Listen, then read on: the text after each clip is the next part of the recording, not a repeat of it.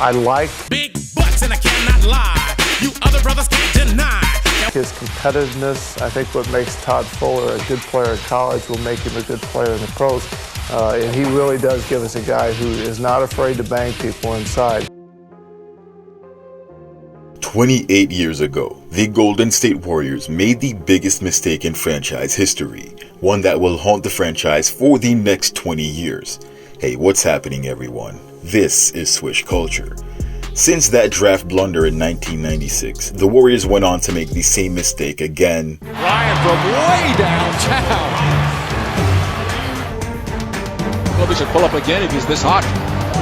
And again. 18 points. Strong finish.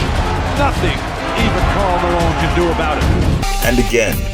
This is your prototypical wing player. He shoots well, defends well, rebounds well. Leonard lets it go and hits another. Kawhi Leonard. When they failed to select at least 7 players that would eventually become NBA superstars. To find out what happened, be sure to watch the whole video. Just don't forget to like the video and subscribe to Swish Culture for the most analytical and entertaining NBA content on the planet. Now get ready. You're about to get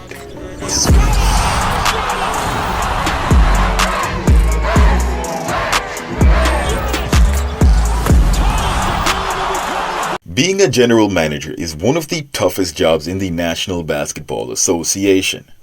Welcome to Pacers Scouting Report. Hi, my name is Jerry Harkness, and my guest is the assistant coach of the Indiana Pacers, Donnie Walls. From high school seniors becoming busts after 3 games, to 4-year college players with dominant careers, to international late second-round draft picks becoming Hall of Famers. The draft can sometimes seem like a crapshoot, no better than a guessing game.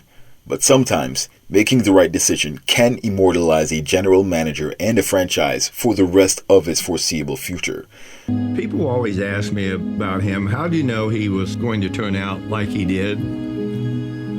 Anyone could have seen this if they'd paid attention. Anyone. So what struck you about him then when he was 17 years old?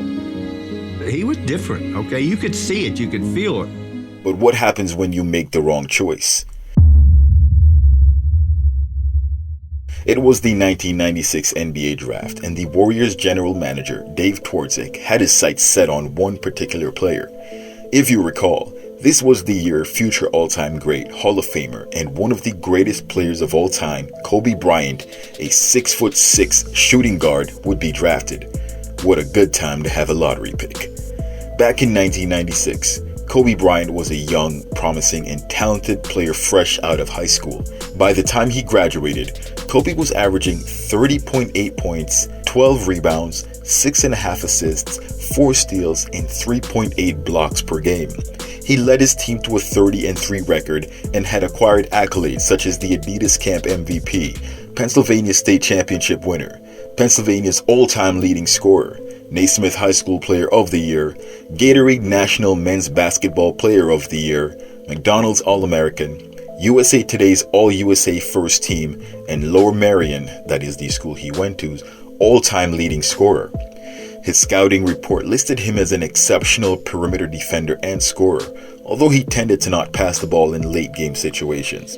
Not only did he win the state championship, he was able to do it while missing 2 key players in his point guard and top outside shooter. And best of all, he possessed excellent leadership skills.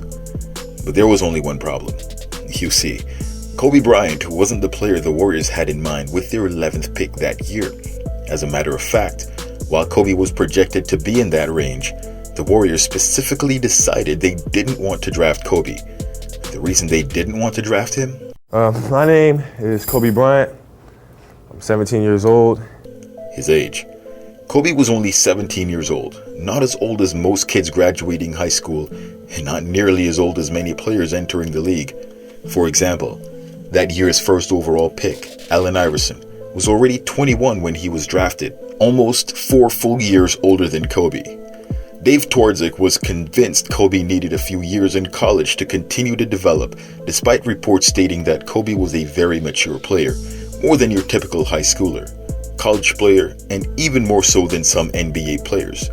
Joe Bryant, Kobe's dad, even said Kobe was 17 going on 25. Twardzik, however, was not moved by any of Kobe's positives on his scouting report, and with that, the Warriors did it.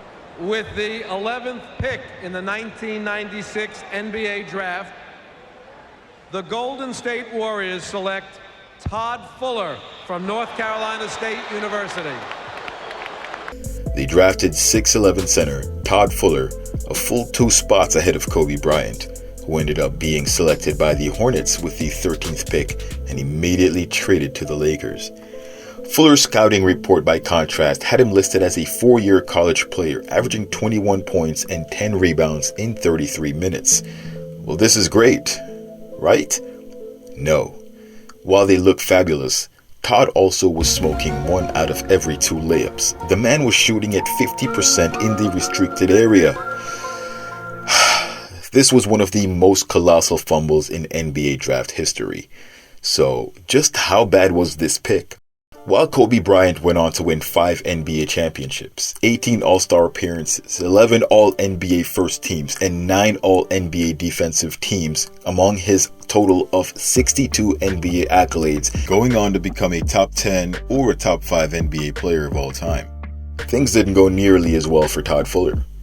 Fuller's selection at the time was the latest in a series of blunders that helped make the Warriors the laughingstock of the league in the 1990s and into the 2000s. Fuller averaged 4.1 points and 3.3 rebounds in 12.7 minutes per game under coach Rick Adelman, who along with Twardzik would be fired the following offseason.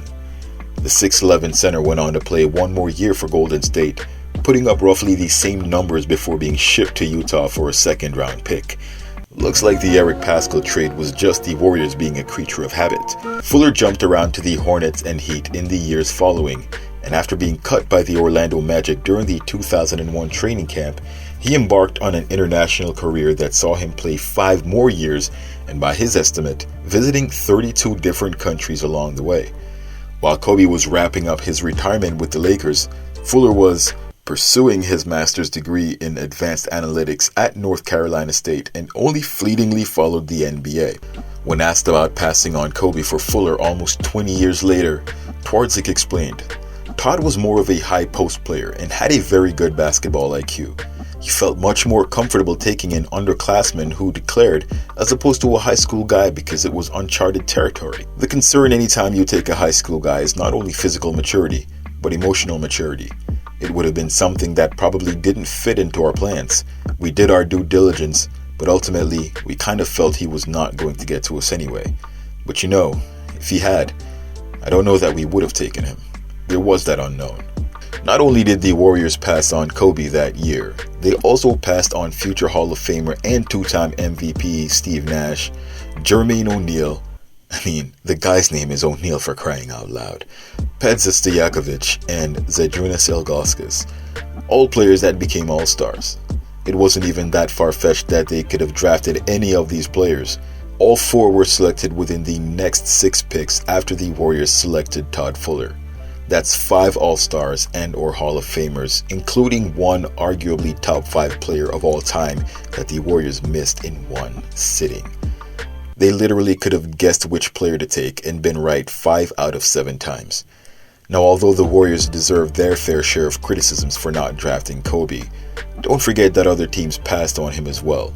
No wonder the guy doesn't believe in passing. And now, the ceremonial passing of the torch. It's not going to be D'Angelo. He sends inappropriate raving. Wiggins or someone on another team. I don't think he's passing to anyone. I think you're right. He's refusing to pass. He's refusing to pass! He's refusing to pass! All kidding aside, although a popular take on Kobe is that he doesn't pass, he still averaged almost 5 assists per game to go along with his 25 points and 5 rebounds over a 20-year career. A total of 13 teams passed on Kobe, as John Jennings, the Celtics director of basketball development, in the Sports Illustrated article on Kobe printed at the time stated, "I think it's a total mistake. Kevin Garnett was the best high school player I ever saw, and I wouldn't have advised him to jump to the NBA. And Kobe is no Kevin Garnett." Jerry West, who traded up for the pick by dangling Vlade Divac to the Charlotte Hornets, who carelessly jumped and took the bait, By doing so, put one of the feathers in his cap as one of the greatest general managers in NBA history after the work he put in to get Bryant to the Lakers. One interesting fact to note is that the Fuller selection wasn't exactly praised at the time, and it wasn't just because of the presence of Kobe. Todd Fuller was an academic All-American with a nearly perfect GPA at North Carolina State, and Golden State's advocacy of the player was more for his academic success rather than his on-court abilities that summer. A sentiment that remained when the Warriors hired Gary St. Jean as the Warriors' next general manager to replace Twardzik, and sort of foreshadowed the next drafting blunder. It's always fascinating to think of what could have been. Post your thoughts in the comments below, and let me know if you think you could have done better in the pre-draft evaluations. Thanks for watching. Till next time, swish!